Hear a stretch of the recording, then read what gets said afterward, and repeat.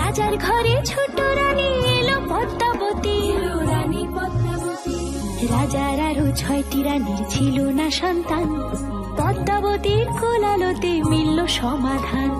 বছর যেতে জন্ম নিল 7 ছেলে 1 মেয়ে, হয় খুশির আকাশ হঠাৎ কালো মেঘে গেল ছেয়ে। হিংসেতে যায় জ্বলে পুড়ে বাকি 6টি রানী, যুক্তি করে ঘটায় ওরা 7 কুমারের হানি। সুযোগ মতো 7 ছেলেকে মাটিতে দেয় পুঁতে, বাঁচে একা পারুল, ওরা পায় না তাকে ছুতে। ধাইমা বাজায় সেই মেয়েকে বড় করে তোলে, 7 ভাইকে পায় যে পারুল 7টি চাপা ফুলে। এত কিছুর পরেও রাজার বিপদ যে কাটে না, সূর্য নগরে সুখের সূর্য আর ওঠে না।